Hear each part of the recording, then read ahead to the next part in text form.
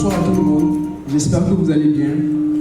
Moi c'est Patrick Junior, je suis Head of Growth à Ibudo. Alors comme l'a dit le présentateur, je suis là pour parler de comment l'innovation peut transformer les économies africaines.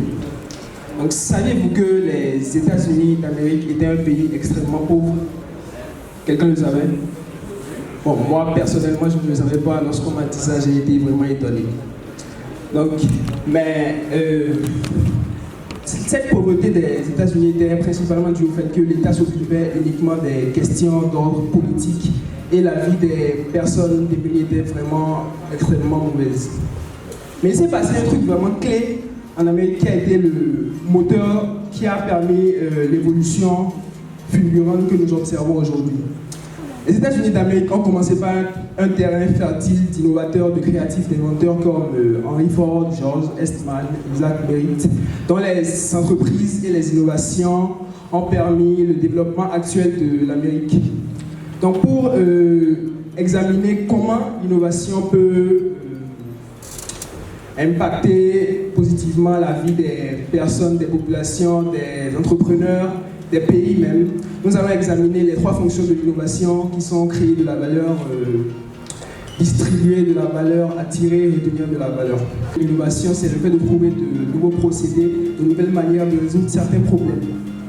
Donc il y a divers types d'innovation. Pour être plus précis, il y en a trois.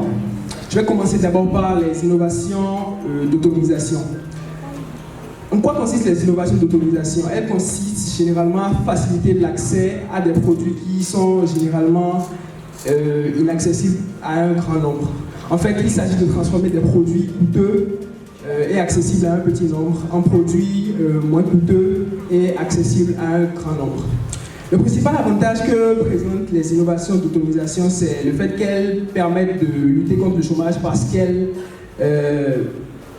que dans le processus des innovations d'automatisation, nous avons besoin de la main-d'œuvre qui va se charger de créer, de vendre, d'entretenir les produits qui seront conçus. Et également, les innovations d'automatisation permettent d'augmenter le niveau de vie de la population et d'améliorer drastiquement le pouvoir d'achat de la population, puisque je viens de dire que c'est le processus de transformer des produits très coûteux en produits moins coûteux. Donc, dès que les produits sont moins coûteux, c'est accessible à un grand nombre. Et l'accessibilité à un grand nombre permet en fait de créer des opportunités à grande échelle.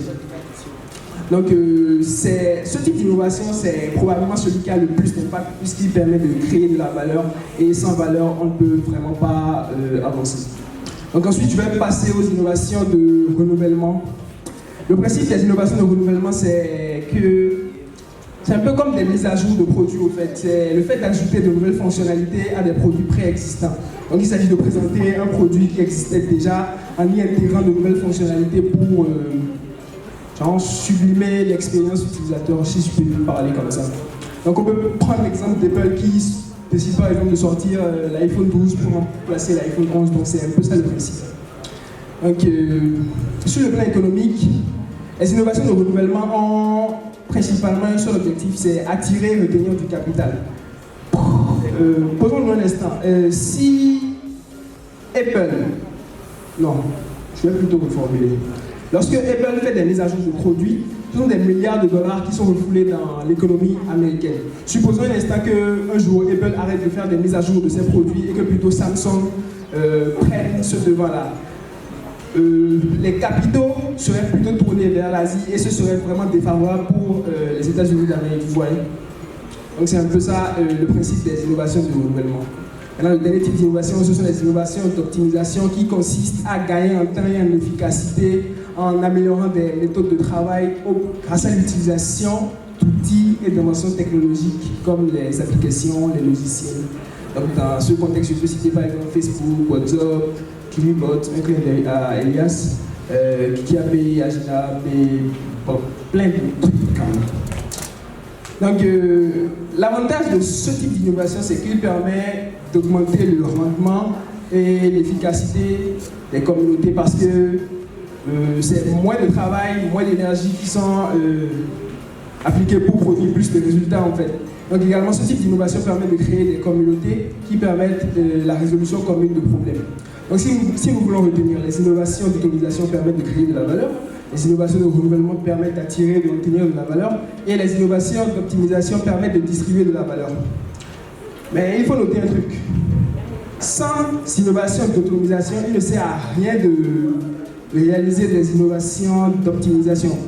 Parce que le but principal des innovations d'optimisation, c'est de multiplier, de distribuer la valeur. Donc si au préalable, nous n'avons pas réalisé des innovations d'automatisation pour créer de la valeur, si nous réalisons plutôt des innovations d'optimisation, cela équivaudrait à une multiplication par 0, donc à rien. Donc dans le même contexte, réaliser des innovations de renouvellement sans au préalable passer par des innovations d'optimisation ne servira à rien, puisque le but des innovations de renouvellement, c'est d'attirer, de retenir de la valeur. Et pour attirer et retenir de la valeur, il faut en arrière-plan un grand nombre de ressources. Et c'est ce que les innovations d'optimisation réalisent en multipliant la valeur. Donc, et je viens à dire qu'ici en Afrique, nous devons nous centrer sur les